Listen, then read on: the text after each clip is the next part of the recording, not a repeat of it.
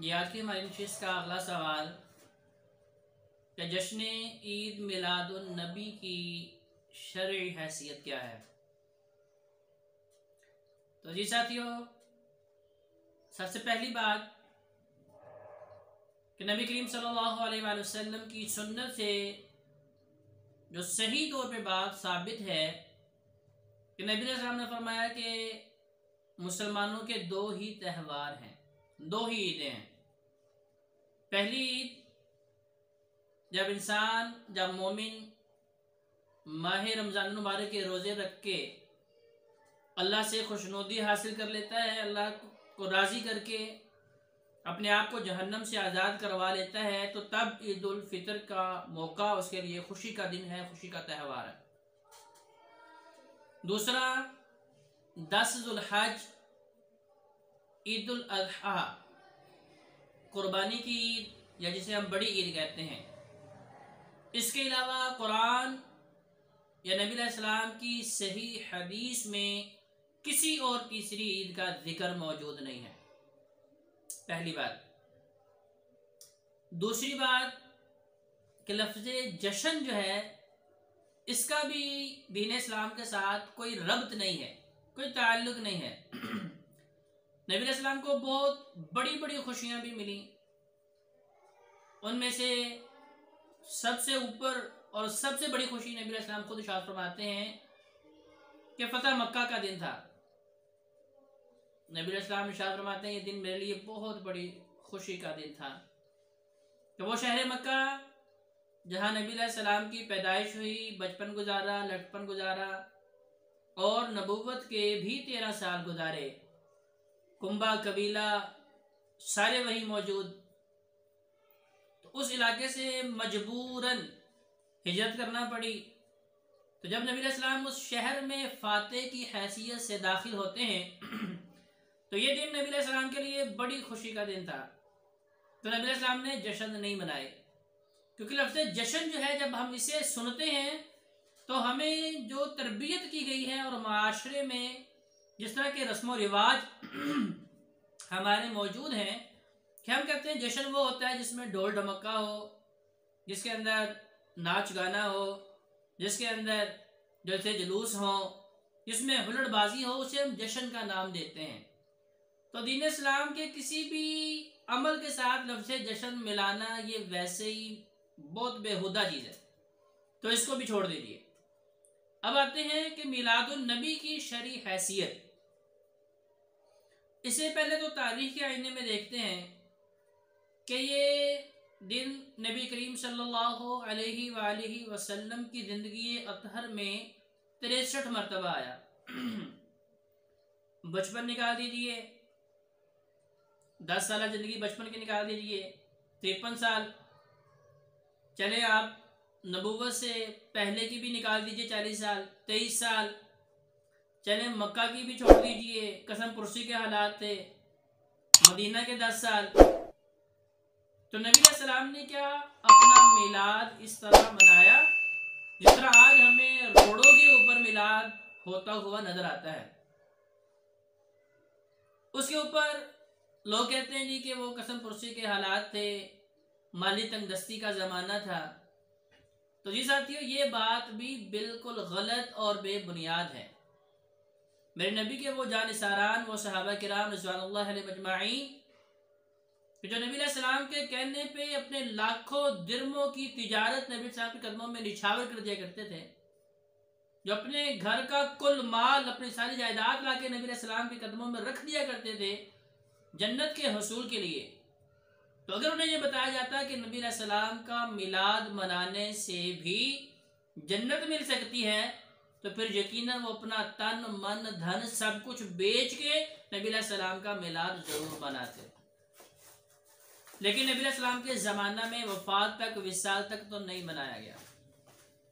उसके बाद अहद अबू बकर, अहद उमर फारूक, अहद उस्मान गनी, अहद अली हैदर करार रिज़वानुल्लाह अलैहिम अजमाईन।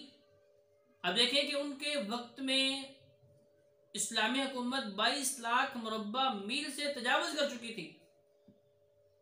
कैसरो किसरा के खजाने इस्लामी बैतुल माल में जमा थे।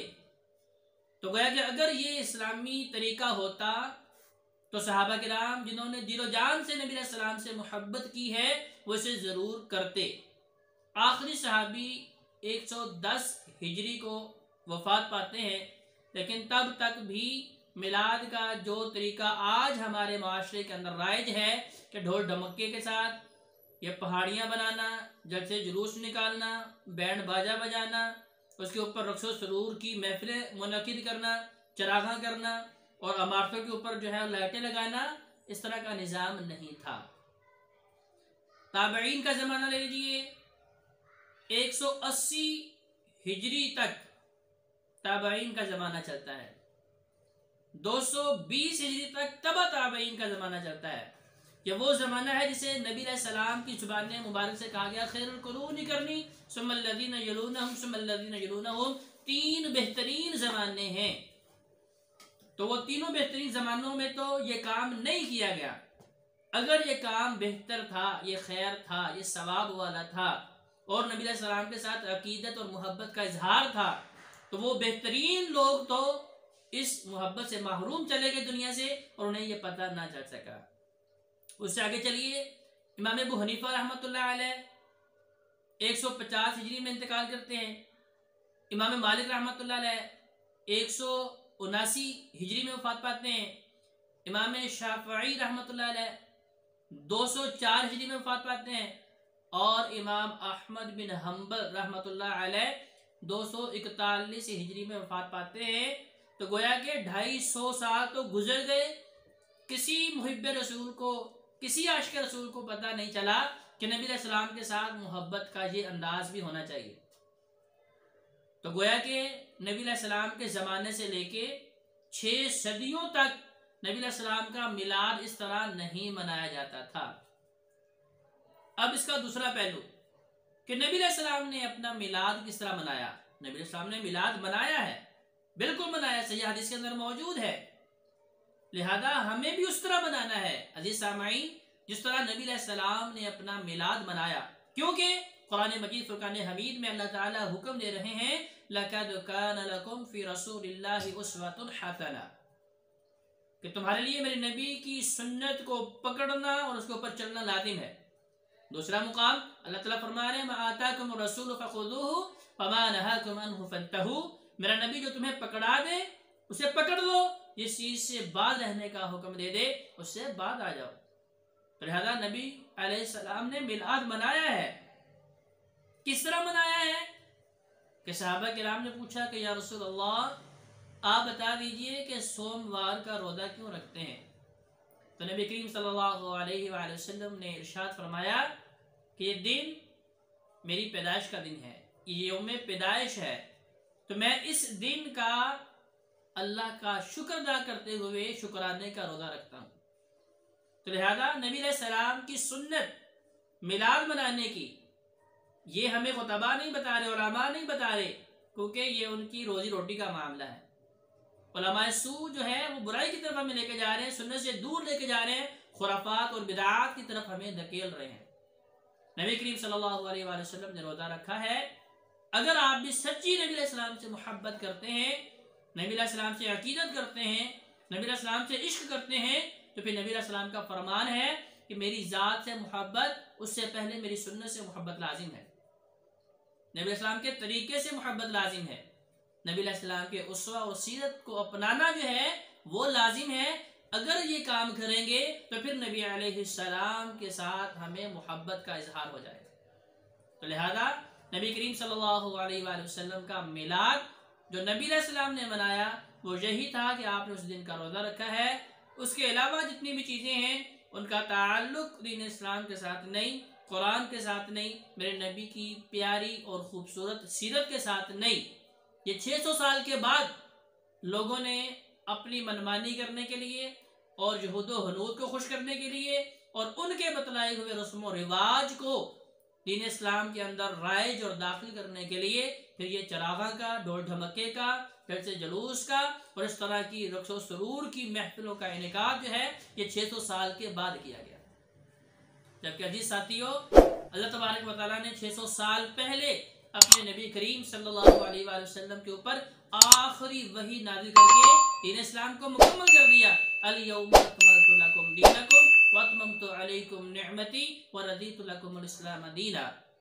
क्या नबी, हमने आपको जो दीन देना था वो दे दिया, वो मुकम्मल हो चुका है, उसमें एक जर्रे के बराबर भी अब गुंजाइश नहीं है कि आप उसमें कुछ कमी कर सके या ज्यादती कर सके, और हम आपके उस पसंदीदा दीन इस्लाम से राजी भी हैं, तो हमने अपनी नेमत को मुकम्मल कर दिया। लिहाजा अगर अब हमें कोई बंदा ये कहता है कि भाई इस काम के करने में हर्ज कोई नहीं है, तो भाइयों ये बहुत बड़ी हर्ज की बात है, क्योंकि ये ऐसा अमल जिसे लोग नेकी समझ के कर रहे हैं, ऐसा अमल जिसका ताल्लुक दीन इस्लाम के साथ ना हो और आप उसे नेकी समझ के कर लें, ये बिदअत के जुमरे में आता है। और नबी करीम सल्लल्लाहु अलैहि वसल्लम की बिल्कुल सही हदीस जो आप अपने हर खुतबा में इरशाद फरमाया करते थे, कुल्लु बिदअतिन दलाला व कुल्लु दलालतिन फिन्नार, हर बिदअत गुमराही है और हर गुमराही इंसान को जहन्नम तक पहुंचा देने वाली है।